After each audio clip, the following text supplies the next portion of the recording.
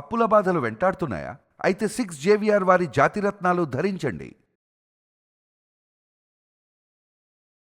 నమస్తే, welcome to మనం TV. నేను యాంకర్ సిరి. ప్రస్తుతం మనతో పాటు ఉన్నారు ఆయుర్వేదిక్ డాక్టర్ సుబ్బారావు గారు. డాక్టర్ గారితో మాట్లాడదాం. డాక్టర్ గారు నమస్తే. నమస్కారం అమ్మా. డాక్టర్ గారు, ఒకప్పటి రాజుల కాలంలో నుంచి కావచ్చు, కొన్ని ఈ ఆయుర్వేదిక పద్ధతిలో కావచ్చు, అంటే ప్రకృతికి సంబంధించిన కొన్ని ట్రీట్మెంట్స్ ఉండేవని విన్నాం మేము. ఓకే. అసలు అవి ఏ విధంగా పనిచేసేవి, మళ్ళీ వాళ్ళే చేసుకునే వాళ్ళట.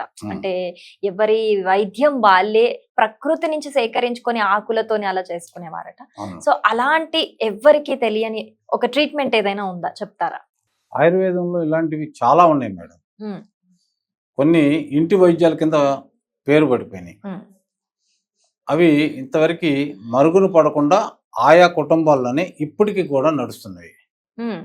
అలాంటి వాటిలో ఒకటి పుంసవనం అంటారండి. పుంసవనం. ఉమ్. ఉమ్, ఈ పుంసవనం అంటే ఏంటంటే, ఒక స్త్రీ గర్భం దాల్చిన తర్వాత ఉమ్, 4వ నెలలో, అప్పటికి ఇంకా అవయవాలు పూర్తిగా రావండి. ఉమ్. 4వ నెలలో ఆవు పాలతో ఒక చెట్టుని ఉంటుంది, దాని పేరు సహదేవి. సహదేవి. ఇది ఇలా ఉంటుందమ్మా అదేనా సార్? ఓకే. ఈ చెట్టు.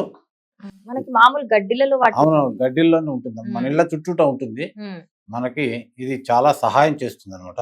సహదేవి చాలా సహాయం చేస్తుంది. అవునండి. ఓకే. ఈ యొక్క సహదేవిని తీసుకొచ్చి ఉమ్, శుభ్రంగా కడిగేసి మెత్తగా నూరి, ఉమ్, ఆవు పాలు పోసి మెత్తగా నూరి, వాటిని పిండితే వచ్చేటువంటి పాలని ఉమ్, ఆయా మహిళల యొక్క కుడి ముక్కులో ఉమ్, 4 లేదా 5 చుక్కలేసి మెల్లగా పీల్చగలిగితే ఉమ్. ఆ తల్లికి 100% మగ పిల్లవాడే పుడతాడు. ఈ రోజుకి కూడా సాంప్రదాయబద్ధమైనటువంటి కుటుంబాల్లో ఈ యొక్క ప్రక్రియ నడుస్తూనే ఉందండి. దీన్ని ఆయుర్వేదంలో పుంసవనం అని అంటారు. ఇది 4వ నెలలో చేసుకుంటారు. అంటే ఒక ఇద్దరు ఆడపిల్లలు పుట్టేశారు, తర్వాత వాళ్ళకి ఏమంటారు, వంశానికి అభివృద్ధి కావాలి అని చెప్పి వారసుడు లేడు అని ఫీల్ అవుతుంటారు. సో అలాంటి వాళ్ళు కూడా చేసుకోవచ్చు. ముఖ్యంగా అలాంటి వాళ్ళు చేసుకునే వాళ్ళు. అవునండి. ఓకే. ఇంకొకటి ఏంటంటే, ఆ రోజుల్లో రాజులు ఒక పిల్లవాడితే పుడితే చాలు అనుకునేవాళ్ళు. ఒక కొడుకు వారసుడు ఒక్కడే. వారసుడు ఒకటే ఉండాలి. అలాంటి వాళ్ళకి దీన్ని ఆ రాణికి చేసేవాళ్ళండి. అందుకని వాళ్ళకి ఒకటిలే పిల్లలు ఒక మగ పిల్లవాడు పుట్టేవాడు అనమాట. దాన్ని చాలా సాంప్రదాయమైనటువంటి చాలా సీనియర్ మోస్ట్ రాజగురువులు దాన్ని భద్రంగా దాచి పెట్టారన్నమాట. అది ఇప్పుడిప్పుడే దాన్ని బయటకు పెడుతున్నారు. ఇప్పుడు కొంతమంది దీని గురించి ఇట్లాంటి వీడియోల ద్వారా తెలియజేస్తున్నారు అన్నమాట. మరి ప్రెగ్నెంట్ లేడీస్ అంటేనే చాలా జాగ్రత్తగా, అంటే మనకి డాక్టర్స్ చెప్పేది ఏంటంటే ఏది పడితే చేయకూడదని, చాలా జాగ్రత్తగా ఉండాలని చెప్తూ ఉంటారు. సో ఇది గడ్డిలో దొరికేది అని చెప్తున్నాం కదా. సరే, అంటే మీకు తెలుసు ఏం ఔషధాలు ఉంటాయో దేంట్లో అని చెప్పేసి. మరి ప్రెగ్నెంట్ లేడీస్ తీసుకుంటే ఒకవేళ సరే అనుకోకుండా అమ్మాయి పుట్టింది, ఎలాంటి హాని అన్న ఉంటుంది? లేదమ్మా, దీనివల్ల ఇది సహదేవి మనిషికి సహాయమే చేస్తుంది తప్ప ఎలాంటి హాని చేయదు. ఇది యాక్చువల్లీ మహిళలకి, గర్భంలో ఉన్నటువంటి మహిళలకి ఆ ముక్కు ద్వారా మెల్లగా పీల్చుతారే తప్ప లోనకి తీసుకునేది ఏమి ఉండదు.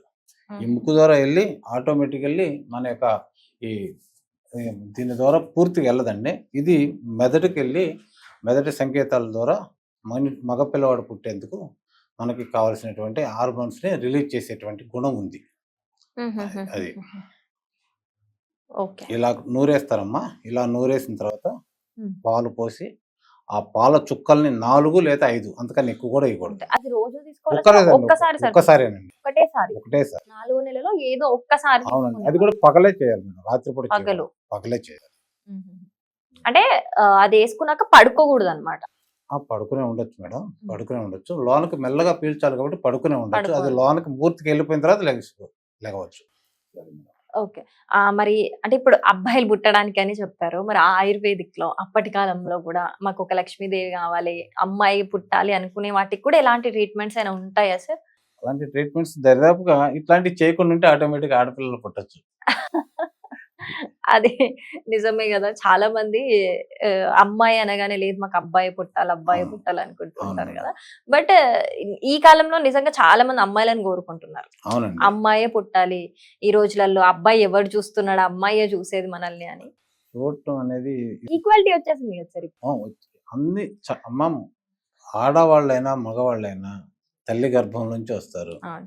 అయితే ఏంటంటే ఆడవాళ్ళు వేరే ఇంటికి వెళ్తారు కాబట్టి వాళ్ళకు కొంత బలహీనత అంతే తప్ప ఇంకేం లేదు. మగవాడు మన వైపు ఉంటాడు, మన ఇంటి దగ్గర ఉంటాడు, మన మనల్ని చూసుకుంటాడు. నమ్మకం ఉంది. ఈ రోజున అదేం లేదమ్మా. ఉమ్, మనుషుల యొక్క ప్రవర్తన మారిపోయింది, ఆలోచన విధానం మారిపోయింది, ఆ. డబ్బు సంపాదించే విధానం మారిపోయింది, మోసం చేస్తున్నారు, అబద్ధాలు ఆడేస్తున్నారు. తల్లిదండ్రులు అంటే గౌరవం లేదు, గురువు అంటే గౌరవం లేదు, పెద్దలంటే గౌరవం లేదు.